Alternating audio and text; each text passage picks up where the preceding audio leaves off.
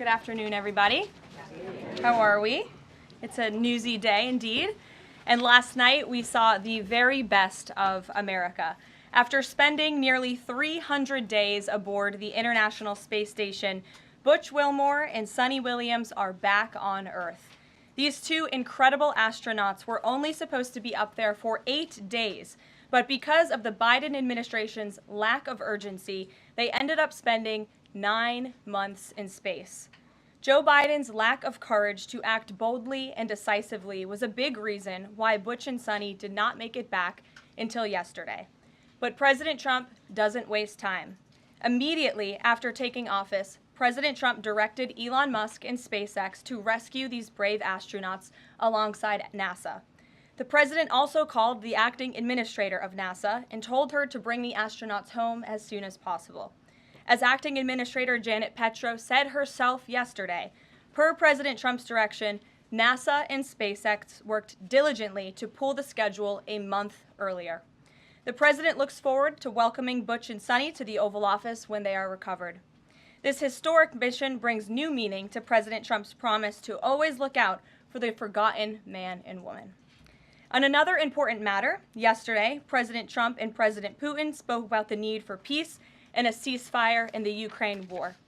Both leaders agreed this conflict needs to end with a lasting peace and also stressed the need for improved bilateral relations between the United States and Russia.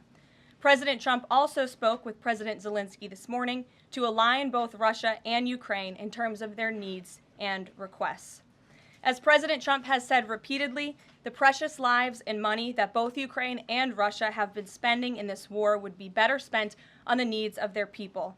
This terrible conflict would have never started with President Trump in charge, but he's determined to end it once and for all. President Trump also promised maximum transparency and a commitment to rebuild the trust of the American people in our intelligence community. Part of that promise was to fully release previously classified records related to the assassination of former President John F. Kennedy, and he made that happen yesterday. This historic release consisted of approximately 80,000 pages of previously classified records that are now published. The records are available to access either online at archives.gov/JFK or in person, accessible to the American people at the National Archives in College Park, Maryland. Records that are currently only available for in-person viewing are being digitized and will be uploaded in the coming days. On another note, positive economic data continues to pour in, showing the immediate impact of President Trump's pro-growth agenda. After suffering a steep decline in the final year of the Biden administration, the manufacturing sector came roaring back in February. Industrial production surged in February, these are new numbers, 3 times at a greater 3 times rate than the expectations to its highest ever recorded level. And President Trump's laser focus on massive deregulation and unleashing our domestic energy industry is leading to stabilities for Americans' bottom lines. As Newsweek summed it up today, gas prices are plummeting under President Trump. And the Trump administration continues to make American communities safer through our ongoing mass deportation campaign of illegal alien criminals. Yesterday, FBI Director Kash Patel announced the agency captured another fugitive from its 10 most wanted list, securing the extradition of Francisco Javier Roman Bardeles, a key senior leader of the brutal MS-13 gang. And the brave men and women of ICE also arrested a number of dangerous aliens across the country in recent days. You will see them on this screen. ICE San Francisco just arrested a citizen of Guatemala convicted of sexual battery. ICE New Orleans arrested a citizen of Ecuador convicted of rape in Suffolk County, New York. ICE Atlanta arrested a citizen of Mexico convicted of assault by strangulation. ICE Dallas arrested a citizen of Mexico convicted of assault with a firearm and rape with a foreign object. And ICE Houston arrested a citizen of Guatemala convicted of indecent sexual contact with a child in Texas.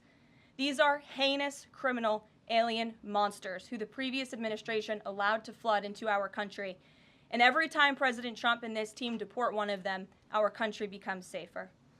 Finally, before I open it up to questions, I want to tout how successful our efforts have been in filling out President Trump's administration. There have been a record number of 281 Senate confirmed nominations already, with another 280 in process. Here at the White House, OPM and GSA, we have filled 100% of the total number of slots. And this is a record number of placements in the first 58 days of any administration, and a testament to the caliber and the sheer quantity of talented people who want to work for President Trump to make America great again. Here in our new media seat today, we have Katie Pavlich. Katie is the editor of townhall.com, which is a subsidiary of Town Hall Media. It's a leading conservative news and opinion outlet based right here in Washington, D.C., with writers and journalists reporting around the country. Last year, Town Hall Media had 60 million unique users and 1.4 billion page views, with a broad reach on a number of social media platforms. With that, Katie, please kick us off. Thank you, Caroline. Really appreciate it. Sure. Thank you. So given the back and forth with this U.S. District Judge and the administration's use of the Alien Enemies Act, does the President plan to send new and additional flights of Venezuelan gang members, now designated as foreign terrorists, from the U.S. to El Salvador or elsewhere? Can Americans expect to see those flights sometime soon? Americans can absolutely expect to see the continuation of the mass deportation campaign that has been successfully led by this president, Secretary of Homeland Security Kristi Noem, and also our Secretary of State, Marco Rubio. Since you brought up the judges, I would like to point out that the judges in this country are acting erroneously. We have judges who are acting as partisan activists from the bench. They are trying to dictate policy from the President of the United States. They are trying to clearly slow walk this administration's agenda, and it's unacceptable. As the President said last night, we will continue to comply with these court orders. We will continue to fight these battles in courts, but it's incredibly apparent that there is a concerted effort by the far left to judge shop, to pick judges who are clearly acting as partisan activists from the bench in an attempt to derail this president's agenda. We will not allow that to happen. And not only are they usurping the will of the president and the chief executive of our country, but they are undermining the will of the American public, tens of millions of Americans who duly elected this president to implement the policies that are coming out of this White House. And then one more question. Senate Minority Leader Chuck Schumer said yesterday that he was united with Democrats in working against Americans who, quote, their attitude is, I made my money all by myself, how dare your government take my money from me? Or, I built my company with my bare hands, how dare your government tell me how to treat my customers? What is the president's response to this, given his upcoming tax agenda and need to work on Capitol Hill? Well, we certainly hope that Democrats all of a sudden are for more money in the pockets of the American public. The president has made it incredibly clear that he is committed to tax cuts. He is committed to passing a big reconciliation package later this year, ending no taxes on tips, taxes on overtime, no taxes on Social Security for our hardworking seniors. And we encourage everybody on Capitol Hill to support that when it comes to the finish line, especially Democrats who clearly need a boost from the American public right now. Their approvals are at an all-time record low. Thanks for being with us, Katie. Garrett. I have one other question, but I want to follow up on Katie's question, actually. You said the mass deportation campaign would continue, but she asked about the flights specifically. Will those flights to El Salvador continue while this case is being appealed? We don't have any flights planned specifically, but we will continue with the mass deportations. And I would just like to point out that the judge in this case is essentially trying to say that the president doesn't have the executive authority to deport foreign terrorists from our American soil. That is an egregious abuse of the bench. This judge does not have that authority. It is the opinion of this White House and of this administration, and that's why we're fighting this in court. And it's very, very clear that this is an activist judge who is trying to usurp the president's authority. Under the Alien Enemies Act, the president has this power, and that's why this deportation campaign has continued. And this judge, Judge Boasberg, is a Democrat activist.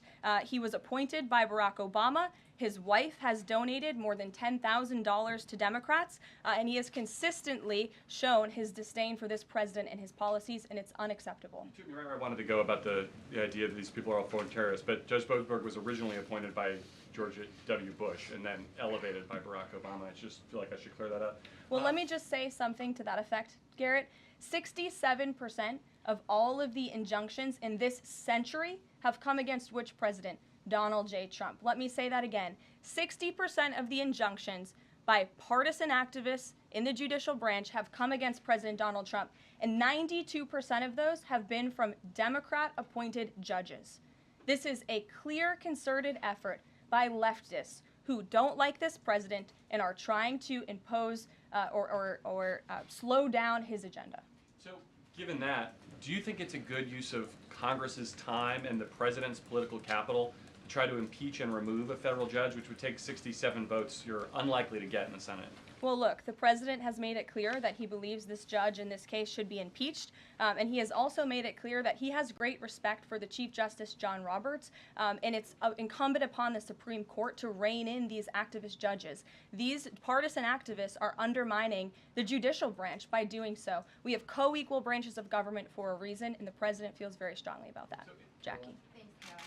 What options does the president have to, he says he's going to follow court orders. He wouldn't defy a court order, but he's raised these concerns about these judges acting in such a partisan way.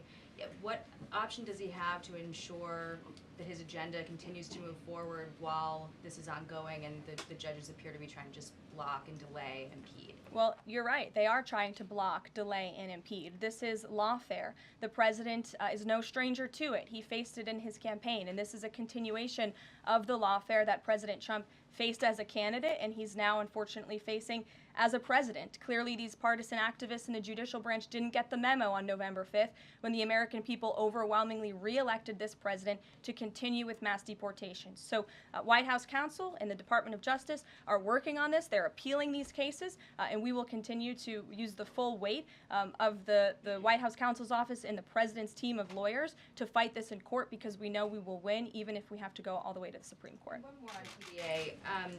Andy McCarthy said in an interview with Hugh Hewitt, he certainly agrees with what the president is trying to do with the Alien Enemies Act, but he's not sure that the law is completely on his side. He cites some previous Supreme Court rulings dealing with enemy combatants in wartime, says that even they have a right to challenge their detention in court. He raised concern also that while TDA has been designated as a terrorist organization, these individuals hadn't been prosecuted for terrorism. So my question is, will the president ask Congress potentially to declare war on these cartels for the invasion that he's talked about so that he's on stronger legal footing? Well, we absolutely disagree with the legal opinion of the individual that you mentioned. We would not have moved forward with this if we didn't believe the president. This was within the president's executive authority to continue with this mass deportation effort under the authority provided to him under the Alien Enemies Act. And when you read the act, as I did last time at the podium, a predatory incursion is absolutely what has happened with Tren de Aragua. They have been sent here by the hostile Maduro regime in Venezuela, and the president, immediately upon taking office, designated TDA as a foreign terrorist organization. And under this act, it is within the president's authority to deport these terrorists. And anybody trying to defend these terrorists who have now been sent off of American soil should talk to the families of the individuals who these heinous monsters have killed and have raped. If you talk to those families, they are so heartened by the president's decision to take tough action and to use his executive authority, something that no other president has been willing to do, because President Trump does what he says he's going to do, and he is deporting these foreign terrorists from American soil to secure our homeland, and he's within his rights to do that. Very quickly Jennifer. on Tesla, very quickly on Tesla, there's a website that's trying to dox Tesla owners across the country and saying they're only going to take down personal information when people show that they've sold their cars. What's the administration going to do about that? I haven't seen that website, but we certainly think it's despicable, the violence that has taken place against Tesla, the company, its employees, and also just Americans who have chosen to drive an electric vehicle. Many of them are Democrats, by the way. Democrats were big supporters of Tesla and of electric vehicles until Elon Musk decided to vote for Donald Trump. So we would like Democrats to also come out and condemn this heinous violence that we have seen, and I believe the Attorney General has said she's investigating these incidents as acts of domestic terrorism. Jennifer. On Ukraine, can you say, is the White House going to pause foreign military aid or intelligence sharing with Ukraine, as Russia says it's pushing for? And then I have a follow-up on the Federal Trade Commission. Sure. When it comes to Ukraine, I do have a statement for you from the National Security Advisor and also the Secretary of State. First, I'd like to reiterate what the President said earlier following his call with President Zelensky this morning. He said he just completed a very good telephone call with President Zelensky. It lasted approximately 1 hour. Much of the discussion was based on the call made yesterday with President Putin in order to align both Russia and Ukraine in terms of their requests and needs. We are very much on track, and I will ask Secretary of State Marco Rubio and Mike Waltz to give an accurate description of the points discussed. That statement will be put out shortly. Well, I have that statement for you right here. Bear with me as I read it. Today, President Trump and Ukraine's President Volodymyr Zelensky had a fantastic phone conversation. President Zelensky thanked President Trump for a productive start for the work of the Ukrainian and American teams in Jeddah on March 11th. The meeting of the senior officials from both nations significantly helped in moving toward ending the war. President Zelensky thanked President Trump for the support of the United States, especially the Javelin missiles that President Trump was first to provide in his efforts towards peace. The leaders agreed Ukraine and America will continue working together to bring about a real end to the war, and that lasting peace under President Trump's leadership can be achieved. President Trump fully briefed President Zelensky on his conversation with Putin and the key issues discussed. They reviewed the situation in Kursk and agreed to share information closely between their defense staffs as the battlefield situation evolved. President Zelensky asked for additional air defense systems to protect his civilians, particularly Patriot missile systems, and President Trump agreed to work with him to find what was available, particularly in Europe. The two leaders also agreed on a partial ceasefire against energy. Technical teams will meet in Saudi Arabia in the coming days to discuss broadening the ceasefire to the Black Sea on the way to a full ceasefire. They agreed this could be the first step toward the full end of the war and ensuring security.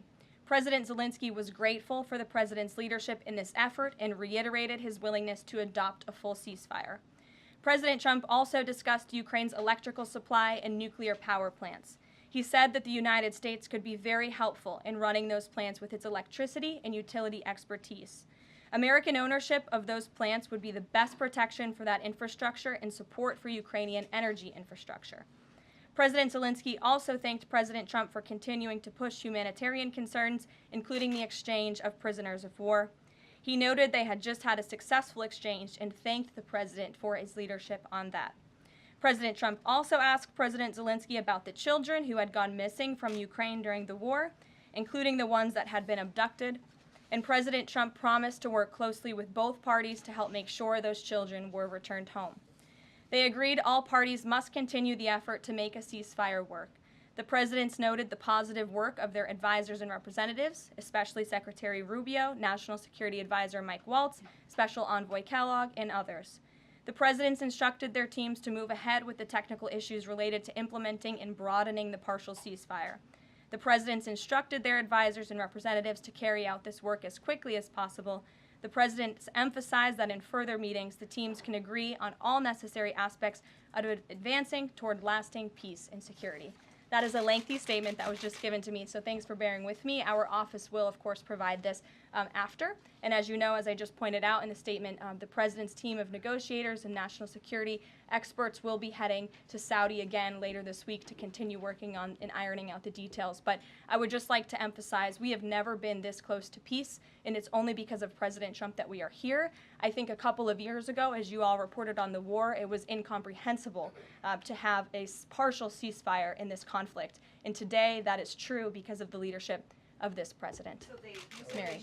agreed to closely share information between their defense staffs. Does that mean all intelligence sharing will continue? So the White House is rejecting Russia's request to pause that? Intelligence sharing in terms of defense for Ukraine will continue to be shared.